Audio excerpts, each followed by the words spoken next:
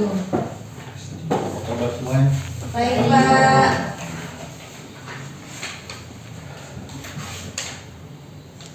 Jadi sebelum kita mulai perkuliahan kita pada hari ini, mari kita berdoa. Mudah-mudahan apa yang kita belajar hari ini berkati Allah SWT. Berdoa ya.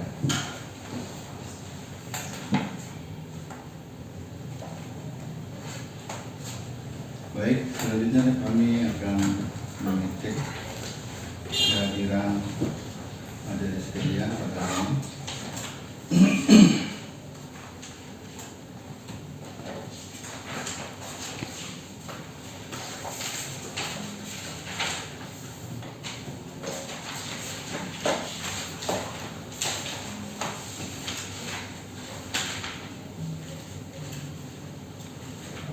Muslim, di sini ada ya? Nggak ada Pak. Widya, Nggak ada. Mobil Fadli, Izin Pak. Jupri, Iya Pak. Ilham, Ilham Hadilan, Hadir Pak. Naldi, Hadir Pak. Rizky, Izin Pak. Inji, Lima, hadir. Hadir Pak. Siapa yang mempanggil? Bu Julian. Hmm? Ya, Bu Julian. Dia hadir ya. Iya. Nanti. Laporan sudah hadir ini. 3 orang. Iya Pak. 4. 4. Oke, baik.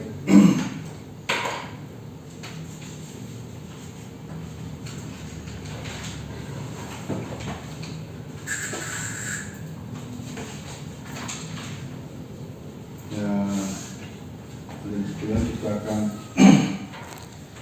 pada hari ini kita bicara terkait dengan mata kuliah teknologi penangkapan ikan.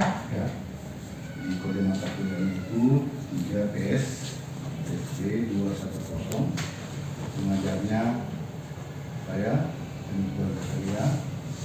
Kemudian mata kuliah ini manfaatnya itu adalah merupakan teknologi penangkapan ikan ini merupakan suatu hal yang sangat penting ya dalam kehidupan nelayan. Selanjutnya teknik-teknik penangkapan atau peralatan yang digunakan teknologi bergantung kepada sumber daya yang akan ditangkap. Kemudian teknologi nelayan juga menentukan tingkat eksploitasi mereka secara sederhana. Dapat dikatakan bahwa semakin modern alat tangkap yang digunakan, maka semakin tinggi pula jumlah tangkapan yang diperoleh dari sini. Dengan demikian, tingkat teknologi yang digunakan oleh nelayan akan sangat mempengaruhi tingkat penghasilan nelayan. Karena itu, mata kuliah ini ditawarkan untuk membantu mahasiswa memperoleh pemahaman yang komprehensif. Ya. Mahasiswa dapat menjelaskan tentang beragam alat penangkapan ya, beserta bagian-bagiannya, kemudian masing jenis alat penangkapan ikan tersebut.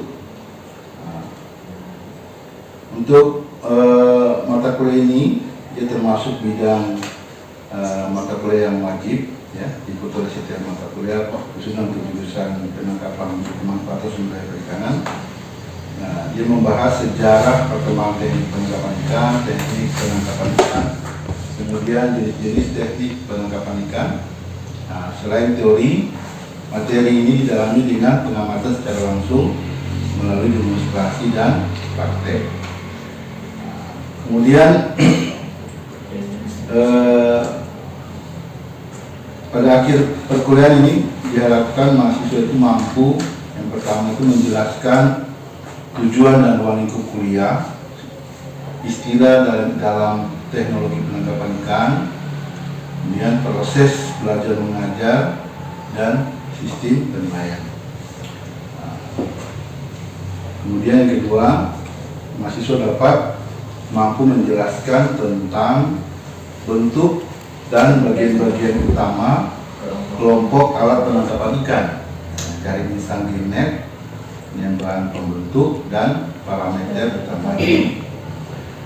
Selanjutnya, mahasiswa mampu menjelaskan tentang bentuk dan bagian-bagian utama kelompok penangkapan ikan, bukan hela atau troll, bahan pembentuk dan parameter utamanya. Yang keempat, mahasiswa mampu menjelaskan tentang bentuk dan bagian-bagian utama kelompok alat penangkapan ikan, bukan tarik atau sinet, ya, bahan pembentuk dan parameter utamanya. Yang kelima, mampu menjelaskan tentang bentuk dan bagian-bagian utama kelompok alat penangkapan ikan, bukan cincin atau kusen, kemudian bahan pembentuk dan parameter utamanya. Yang keenam, mahasiswa mampu menjelaskan tentang bentuk dan bagian-bagian utama kelompok alat penangkapan ikan, pancing atau hook and line, ya, bahan pembentuk dan parameter utamanya. Yang ketujuh, mahasiswa mampu menjelaskan tentang bentuk bagian-bagian utama kelompok alat penangkapan ikan, jaring angkat atau net, bahan pembentuk dan parameter utamanya. Yang kedelapan, mahasiswa ini mampu menjelaskan tentang bentuk dan bagian-bagian utama kelompok alat penangkapan ikan, perangkap dan penghadang atau traps and barrier, bahan pembentuk dan parameter utamanya. Yang kesembilan, mahasiswa mampu menjelaskan tentang bentuk dan bagian-bagian utama kelompok alat penangkapan ikan dengan penggiring atau drive-in net, bahan pembentuk dan parameter utamanya. 10, mahasiswa mampu menjelaskan tentang bentuk dan bagian-bagian utama kelompok alat penangkapan ikan, pengumpul atau collecting gears, bahan pembentuk dan parameter utamanya. 11, mahasiswa mampu menjelaskan tentang bentuk dan bagian-bagian utama kelompok alat penangkapan ikan lain-lain, bahan pembentuk dan parameter utamanya. Kemudian pembelajaran ini kita harapkan pembelajaran yang inovatif, ya. Bagaimana model pembelajaran kreatif dan unik yang cenderung melibatkan keaktifan mahasiswa dalam proses pembelajaran. Jadi saya harapkan dalam perkuliahan nanti adik-adik bisa aktif, ya, dalam hal bertanya ataupun memberikan tanggapan terkait materi yang nanti disampaikan oleh saya. Kemudian untuk perkuliahan atau materi pembacaan untuk perkuliahan ini, ada beberapa bahan bacaan, mulai dari phone break terkait fish catching method of the world, ya, ada Yodia, metode penangkapan ikan, kemudian sampai dengan Marta Suganda, ya, jaring sanggilnet, ada Subandi dan Barus, itu alat penangkapan ikan dan udang, ya.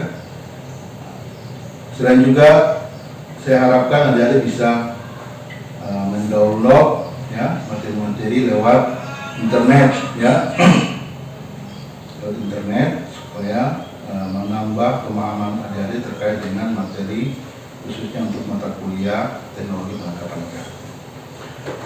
Kemudian dalam mata kuliah teknologi penangkapan ikan ini nanti ada tugas, ya, untuk adik-adik sekalian diberikan pada akhir pertemuan kuliah, ya. Artinya nanti adik-adik dibagi menjadi sekitar 2 kelompok, ya, untuk mendapatkan tugas dari saya terkait dengan materi atau subpokok bahasan.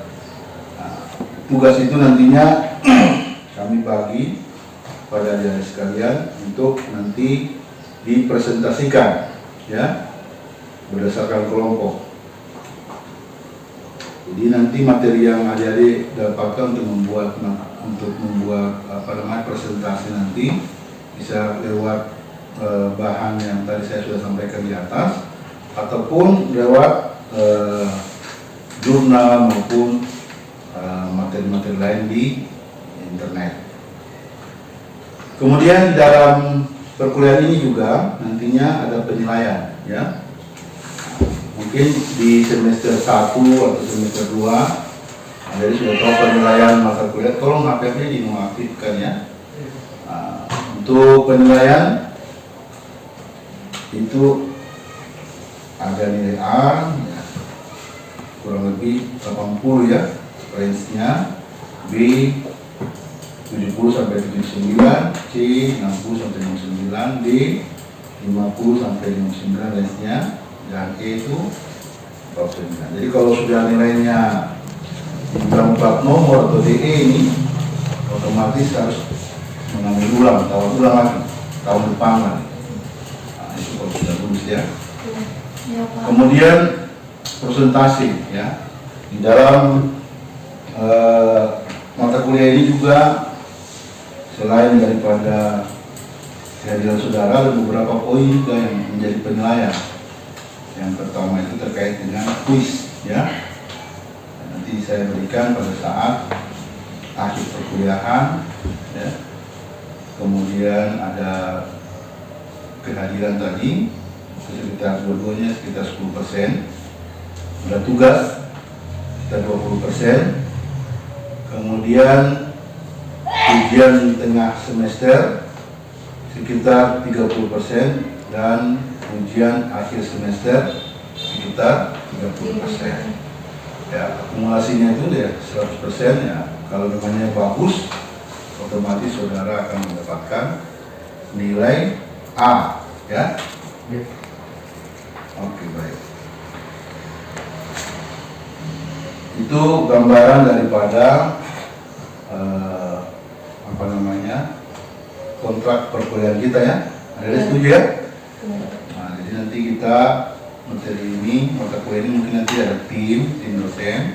Nah, nanti saya membawakan beberapa materi penting. Nah, yang pada hari ini saya akan masuk langsung ke materi terkait dengan di pertemuan. Jadi ada jadwal perkuliahan ini kita akan bagi ada sekitar 16 kali pertemuan, di mana pertemuan pertama sampai pertemuan ke-6 dan ke-7, nah itu materi kuliah, ya, mulai dari ruang lingkup perkuliahan sampai dengan perikanan jaring pisang, linet, roll, senet, buka cincin atau puse, pancing. Kemudian pada pertemuan ke-8 itu ujian tengah semester. Selanjutnya pertemuan ke-9 dan ke-10 itu materinya jaring angkat. Kemudian 11, 12 itu perangkap dan penghadang. 13 alat penangkapan ikan dengan pengiring. 14 alat pengumpul. 15 kelompok lain-lain, net, tombak, dan lain-lain. Nanti yang pertemuan ke-16, nah itu kita melakukan ujian akhir semester, ya. Jadi itu yang dapat kami sampaikan terkait dengan jadwal perkuliahan. Nah, di sini ada yang belum dipahami atau sudah pahami semua atau mana? Sudah mau? Mari, ada yang sudah terkait dengan kita punya jadwal perkuliahan. Jadi di sini kan ada seperti pancing. Nah, mungkin ada 2 kali pertemuan. Kenapa 2 kali pertemuan? Karena materinya agak banyak, jadi kita buat 2 kali pertemuan. Begitupun jaring angkat, kemudian perangkat dan penghadang itu masing-masing 2 kali pertemuan. Setuju, ya? Kita selanjutnya pada saat ini kita akan lanjut terkait dengan materi untuk pertemuan ke-5, yaitu teknologi penangkapan ikan atau dengan cincin atau pusing, ya.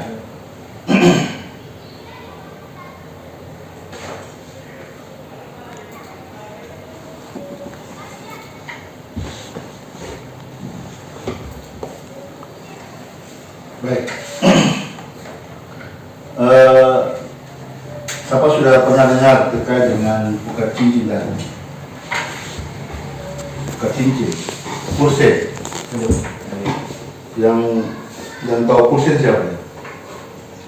Imam bisa tahu pursen? Hah? Pursen ada yang tahu? Nadi? Apa di mati Pak? Pursen, pengertian dari pursen, jaring insang, ya? Atau salah atau betul? Salah. Jaring insang itu gilnet, ya?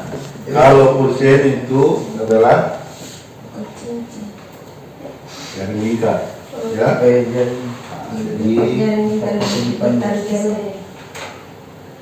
dia melingkar, ya?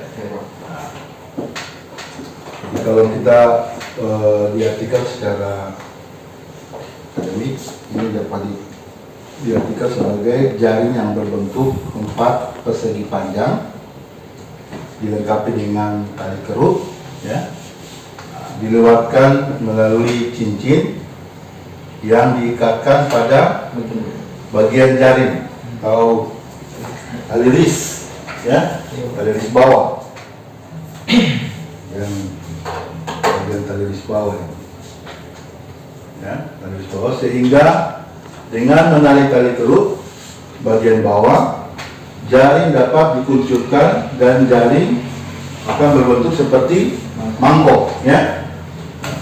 Jadi bisa diingat itu, ya. Jadi kalau dikatakan pursen itu bukan cincin, itu jaring yang berbentuk 4 persegi panjang, dilengkapi dengan tali kerut, ya, tali kerut, dilewatkan melalui cincin. Jadi bawahnya ada cincin, nanti jelas dulu. Cincin yang diikatkan pada bagian bawah jaring atau tali ris bawah, sehingga dengan menarik tali kerut bagian bawah, jaring dapat dikuncupkan dan jaring akan membentuk seperti mangkok, ya.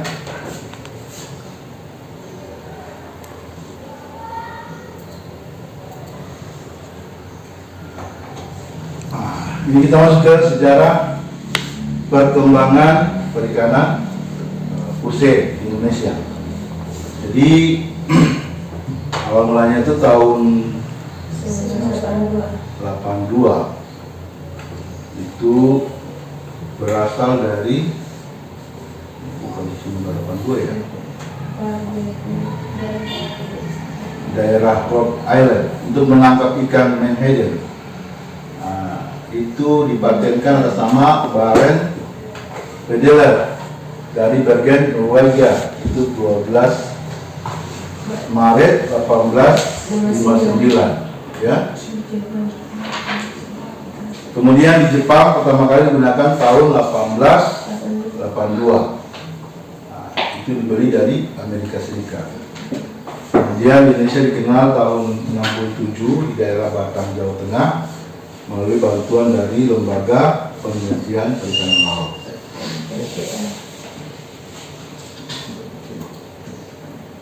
Ya. Kalau diklasifikasikan, ya, berdasarkan statistik perikanan Indonesia, ini dikatakan bahwa pursen itu dibagi menjadi 3. Ya.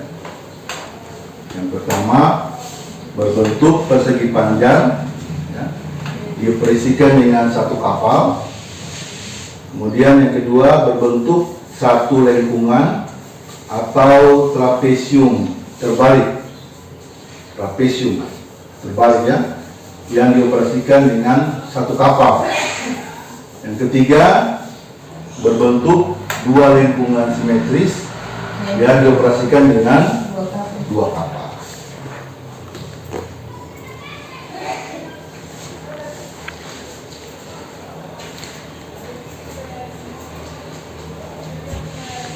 Kemudian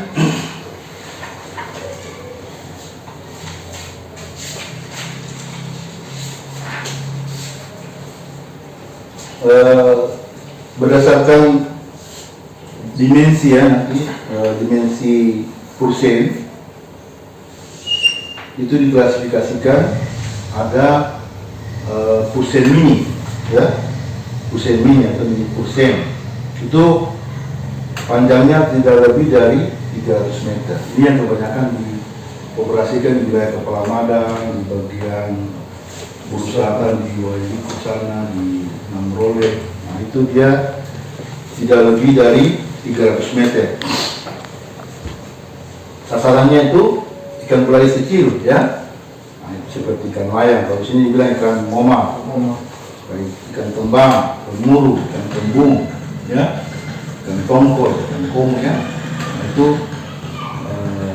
kebanyakan oleh Pursen mini.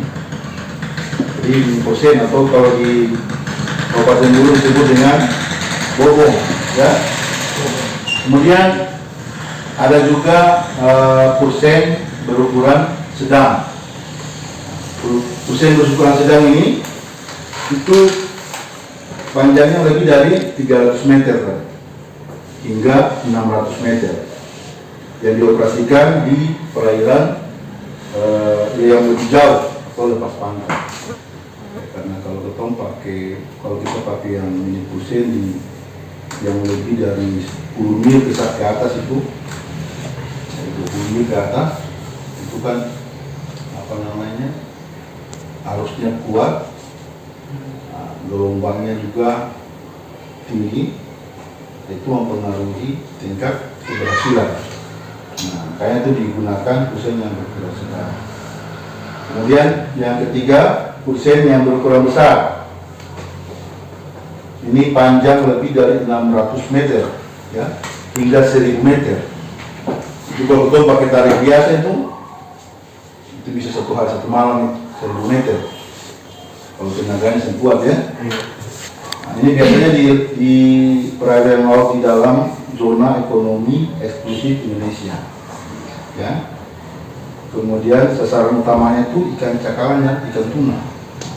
Kalau tadi Pursen mini itu dia fokuskan ke ikan pelagis kecil seperti ikan layang, ikan kembung dan lain-lain.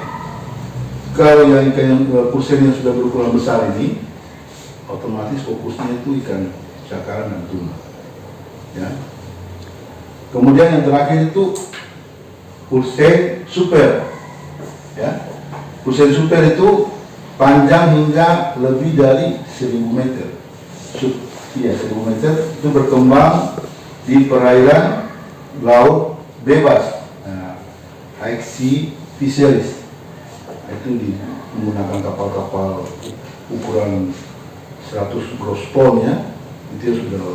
Kalau yang mini Pursen itu paling tinggi itu ya 10 GT atau 15 GT. Tapi kalau yang ukuran super itu sudah di atas 100 ton, 100 ton ya. Kemudian prototipe dari Pursen itu di berbagai perairan telah berkembang sesuai dengan fenomena laut dan tingkah laku ikan ya.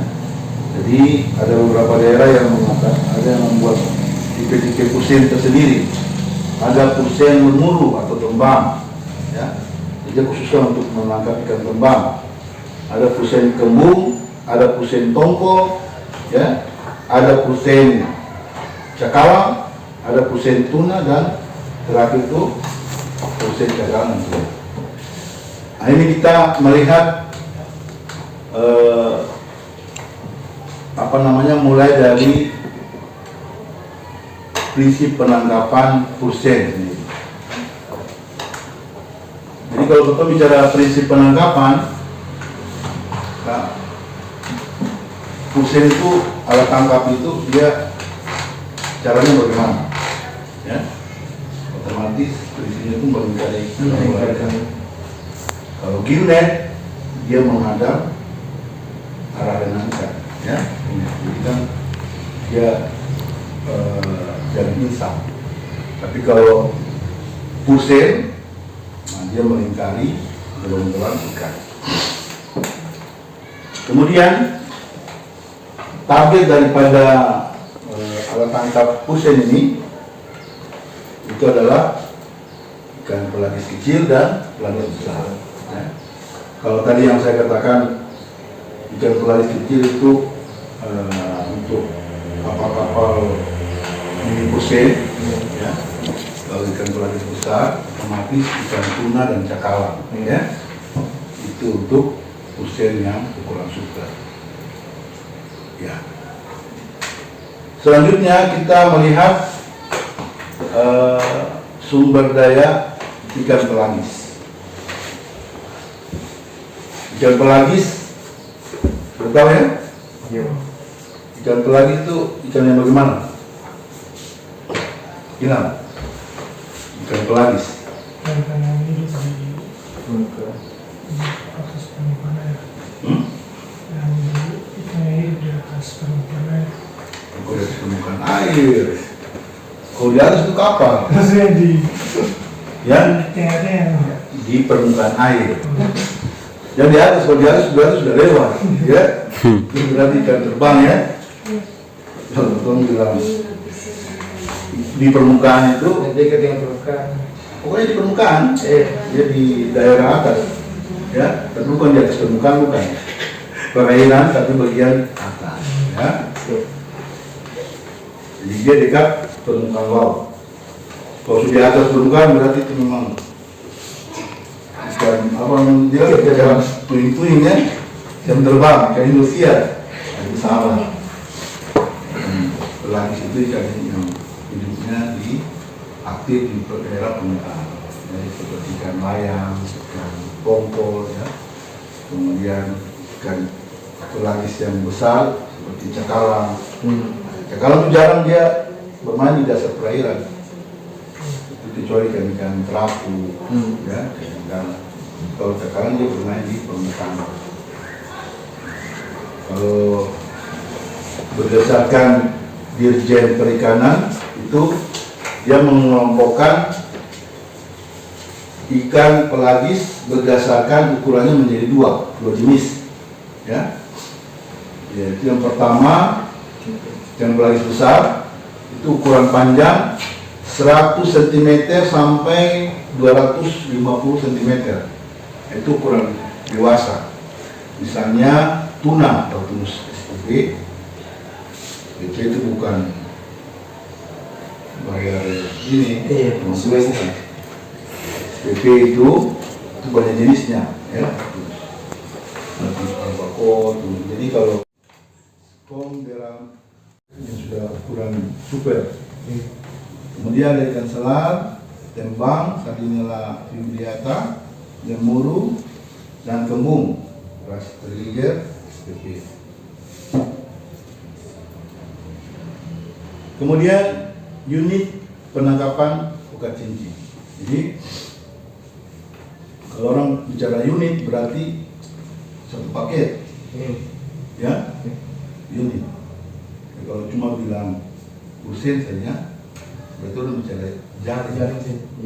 Tapi kalau orang bilang unit penangkapan berarti dia satu paket. Jadi di dalam unit penangkapan itu yang pertama kapal, ya.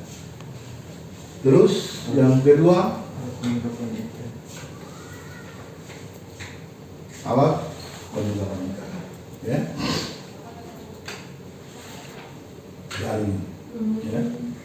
Jadi ini jaring, ini jaring persen.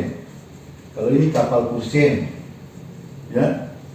Jadi kalau persen, ya, unit penangkapan. Jadi ada jaringnya, ada kapalnya, terakhir ada nelayan, ya.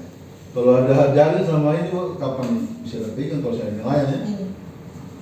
Begitupun ada nelayan sama kapal, tapi saya ada jaring sama saja. Itu namanya mau selfie, ya.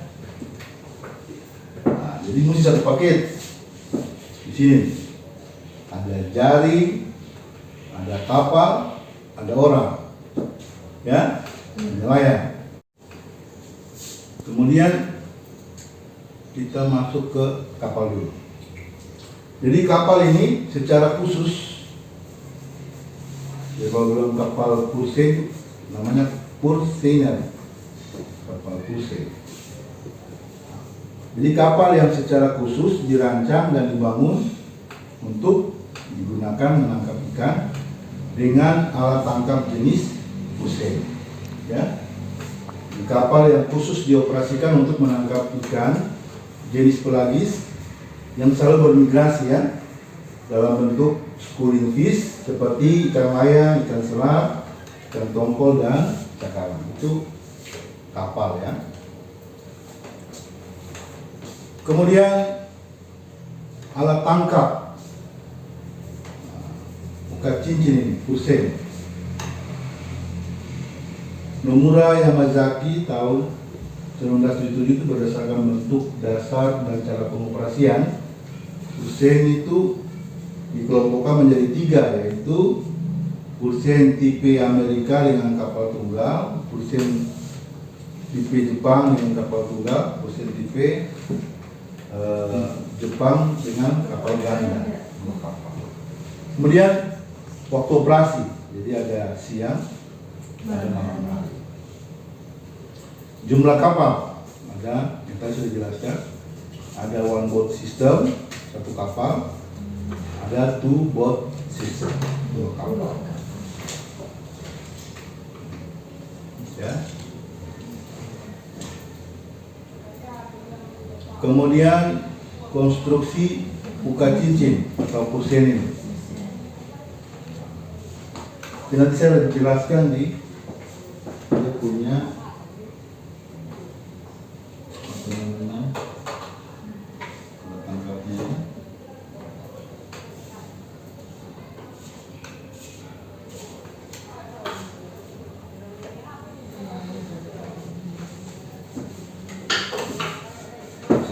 Nah ini contoh kapal Pursen, ini Pursen, kemudian pengoperasian alat tangkap. Ini desain kapalnya, ya. Jadi dia punya geladak bagian depan ini agak panjang kapalnya. Ini untuk kan ada kapal yang dia punya ini sampai ke depannya, itu kapal penumpang. Ya. Kalau kapal nelayan itu baik Pursen ataupun nanti kapal full and line ya, UHT itu dia punya bagian depan itu panjang, itu untuk menggunakan untuk tempat jari maupun olah gerak pada saat penangkapan ikan dilakukan. Ini untuk jenis kapal yang sudah kurang besar ya, itu dia sudah pakai teknologinya sudah lebih canggih, pakai sistem hidrolik ya, tinggal mesin yang bermain ya, manusia tinggal mengarahkan saja, mesin yang mengangkat maupun melepaskan jari. Nah ini jadi spesifikasi kapal ikan itu yang perlu diperhatikan, itu spesifikasi teknis, ada khusus dan umum ya. Jadi kapal, jadi kecepatan kapal, jadi dia harus memiliki kecepatan tinggi, tapi dapat diatur untuk kecepatan rendah ya. Kalau orang mau dikalikan dia harus cepat dikalikan. Kalau pas dikalikan mesin mati ya, percuma ya. Lagi orang bilang hobo ya, pulang angus, berapa ikan. Kemudian olah geraknya juga baik, layak laut yang baik, ya, sampai menghadapi cuaca buruk. Ya, kalau pernah itu agak ikan di bagian kepala mana itu pas cuaca buruk, tiba-tiba hujan besar, kemudian awan tebal, ya, atau bisa lihat darat lah. Jadi ombak cukup kuat. Nah, di saat itu karena itu cerobohnya kalau kita tidak mempunyai GPS dan sebagainya, di saat cuaca buruk begitu, kita tidak tahu mau mengarahkan kapal kemana. Ya, yang pertama kita takut jangan sampai ada kapal besar lewat. Yang kedua kita tidak tahu mau arah pulang kemana. Karena pada saat hujan yang besar itu semua pulau tertutup awan. Ya, jadi kita lihat tidak tahu mana yang daratan mana ini. Mau lihat matahari juga tidak ada. Patokan mana timur, mana utara, mana selatan tidak ada. Tapi kalau cuaca cerah kan kita bisa patokan. Nah, itu yang harus light laut yang baik. Kemudian tenaga penggerak. Nah, dia harus bertenaga besar, tetapi bentuk mesin kecil. Biasanya kalau kapal-kapal mini cruise tadi, kan mereka menggunakan mesin tempel ya. Nah, mesin tempel, tapi mesin tempel itu dia punya kelemahan itu pada saat terjadi ombak besar, susah untuk melingkarikan. Karena kalau pada saat ombak besar itu kan posisi kapal kan kayak begini ya, mesinnya tempel kayak begini. Jadi pada saat gelombang itu mesin terangkat, ya. Jadi kecepatan tidak stabil. Nah, makanya kebanyakan mereka melakukan inovasi, kapal-kapal kecil itu dimodifikasi menggunakan mesin mobil, ya. Ada mesin kebanyakan mesin mobil yang menggunakan solar, ya, seperti mobil Mitsubishi L300, ya. Itu mereka modifikasi mesinnya dipakai di kapal ikan itu yang kusen tadi. Sehingga kalau mesin dalam itu bedanya sama mesin tempel. Kalau mesin dalam itu dia posisi airnya itu kipasnya itu di bawah baling-balingnya di bawah kapal. Jadi pada saat gelombang tinggi dia tetap stabil, kecepatan ikan stabil. Makanya pada saat musim-musim ombak itu kita bisa bedakan. Kemana? Ada yang mau tanya kan? Tidak ada. Kemudian pelampung. Nah, jadi tadi sudah dijawab oleh Nali tadi. Jadi fungsi itu pertama itu pelampung tanda sebagai tanda penempatan awal jaring. Nah, kemudian pelampung utama mengangkat jaring agar tetap terapung, ya. Kemudian bahan dari pelampung ini ada plastik keras, ya, kayak pelampung tanda itu ada plastik lebih kecil dari air, dia punya ininya intensitasnya. Kemudian ukuran pelampung sesuai dengan bentuk dan daya apungnya. Jadi daya apung lebih tinggi dari tenggelamnya, ya. Kalau pelampung itu dia daya tenggelamnya lebih tinggi, berarti itu terberat, bukan pelampung. Jadi tali pelampung dapat dibuat sama dengan tali di atas.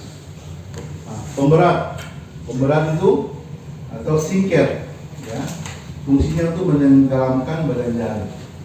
Kemudian bahannya itu ada dari timah atau logam yang tidak berkarat dengan daya tenggelam itu jauh lebih berat dari daya apungnya, ya. Tali temali dalam jaring kusen tadi sudah dibahas. Ada tali ris atas, tali ris bawah, kemudian pelampung, pemberat, penguat ris atas. Jadi semua itu yang kalian harus tahu tuh cara mengikat itu tuh. Mulai cara mengikat pelampungnya, cara mengikat pemberatnya, ya. Dan semua jenis tali yang harus digunakan. Kemudian tali ring. Nah, tali ring ini fungsi dari tali untuk menggantung ring dengan tali ris bawah. Nah, bahannya itu tali kuralon. Kemudian macam tali ring itu ada tali ring kaki tunggal, ada tali ring kaki ganda. Ini kalau kaki tunggal kayak begini, kaki ganda kayak begini. Sebenarnya tujuan kalau mereka menggunakan sampai kaki ganda ini untuk menguatkan dia punya itu pegangan, ya. Nah, kadang kalau ini tidak kuat ikatnya, ini putus, otomatis dia sudah mempengaruhi daya beratnya, ya. Kalau ini kan, kalau satu putus masih ada 3, ya. Nah, jadi makanya mereka mengakali dengan pakai kaki ganda. Mata penguat, nah, fungsi itu untuk bagian tepi dari jaring utama, bahannya dari polyester, kemudian dibuat sama dengan bahan jaring utama. Nah, ukuran mesaiknya sama dengan jaring utama, tetapi dengan benang lebih besar.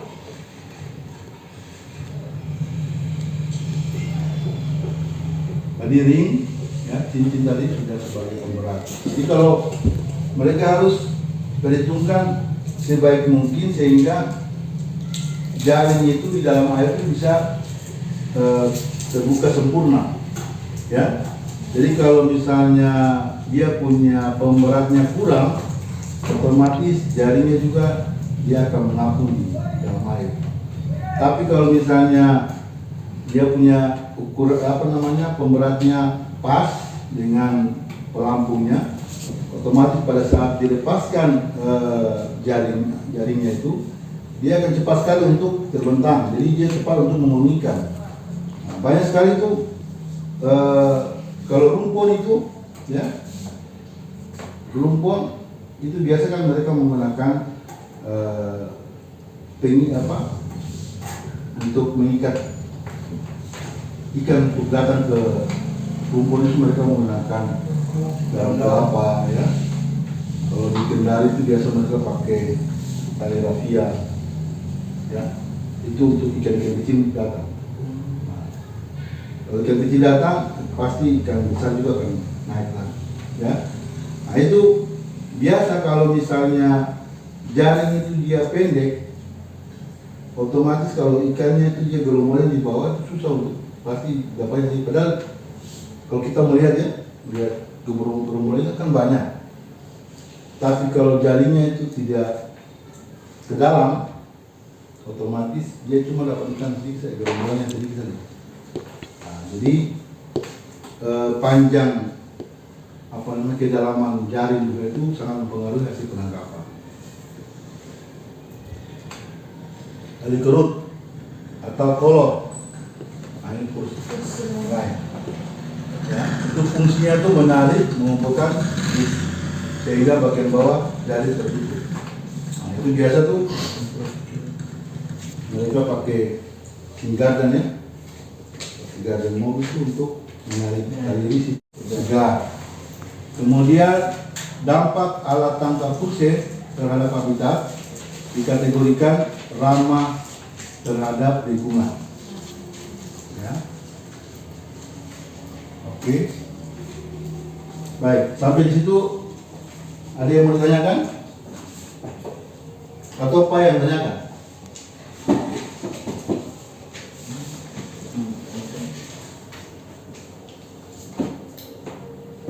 Baik, Pak, tanyakan satu saja. Yang dimaksud dengan satu unit penangkapan purse itu apa? Silakan. Yang pertama kapal. Nah, coba bilang dulu, tanya. Nama kapal, situ jaring, dan nelayan atau ikan. Sil, bagaimana? Sudah bagus, cuma sedikit dilengkapi. Bisa? Satu unit penangkapan disebut dengan satu unit penangkapan. Nali? Yang pertama kapal, Kemudian yang kedua jaring, yang ketiga nelayan atau ikan. jadi sudah betul, cuma yang sempurnanya itu yang pertama kapal, ya, yang kedua alat tangkap, ya, alat tangkap, yang ketiga jaring, ya. Mungkin insya Allah nanti di akhir perkuliahan nanti kita akan lakukan praktek lapangan terkait dengan teknik penangkapan ikan dengan menggunakan alat tangkap purse. Demikian perkuliahan kita pada hari ini. Mari kita tutup dengan membaca Alhamdulillah. Semoga perkuliahan kita ini memberikan manfaat buat kita semua. Demikian, Assalamualaikum warahmatullahi wabarakatuh. Waalaikumsalam warahmatullahi Assalamualaikum warahmatullahi wabarakatuh. Kami dari Fakultas Perikanan Ilmu Kelautan Universitas Ikraburu, Program Studi Pemanfaatan Sumber Daya Perikanan, akan melaksanakan kegiatan praktek mata kuliah teknologi penangkapan ikan di Desa Waikeka, Kecamatan Kepala Madang, Kabupaten Buru Selatan. Perikanan Jaya!